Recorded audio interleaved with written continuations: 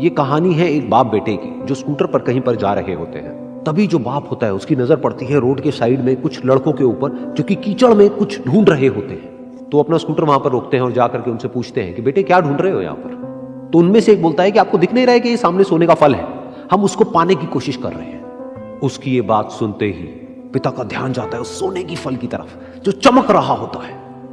फिर उनके माइंड में कुछ इमेजिनेशंस बनने लग जाती हैं कि काश ये जो फल है ये मेरे बेटे के पास में आ जाए तो ना सिर्फ उसकी बल्कि मेरी भी जिंदगी बदल जाएगी। तो बिना सोचे समझे अपने बेटे को धक्का मार देते हैं उस कीचड़ में और बोलते हैं कि तुझे किसी भी कीमत पर वो फल लेकर के आना है। लेकिन बेटे को वो फल नहीं चाहिए होता है, उसके अपने कुछ और ही सपने होते हैं।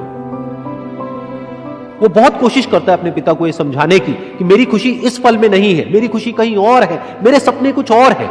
लेकिन उसके पिता उसकी एक नहीं सुनते हैं। वो उसको धक्का मारते हैं उस कीचड़ में और बोलते हैं कि मैं तुझसे पूछ नहीं रहा हूं, तुझे बता रहा हूं कि तुझे वो लेकर के आना है। तो वो बेटा भी अपने बाप के सपने को सच करने के लिए अपनी पूरी जान लगा देता है और पूरी कोशिश करता है कि किसी तरीके से उस सोने का फल उसके हाथ में आ जाए।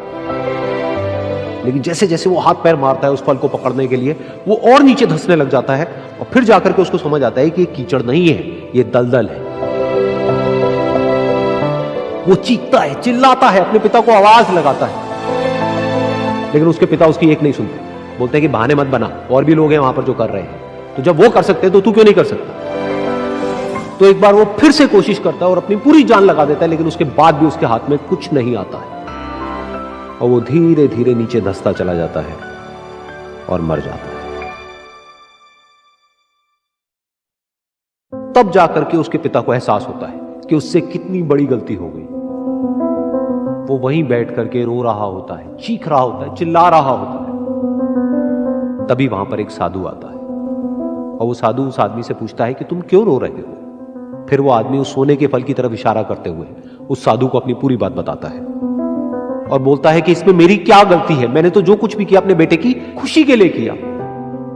तो वो साधु उस फल को ध्यान से देखता है और उस आदमी को कहता है, जिस सोने के फल की वजह से तुमने अपने बेटे को गवा दिया, कम से कम एक बार ध्यान से उसकी तरफ देखा तो होता कि वहां पर कोई फल है भी या नहीं।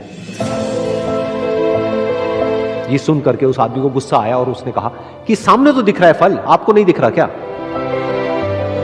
तब वो साधु उस कीचड़ के ऊपर एक पेड़ होता है जिसकी तरफ इशारा करते हैं और बोलते हैं कि वो जिसे तुम देख रहे हो वो उस फल की परछाई है, असली फल वहां पर उस पेड़ के ऊपर है।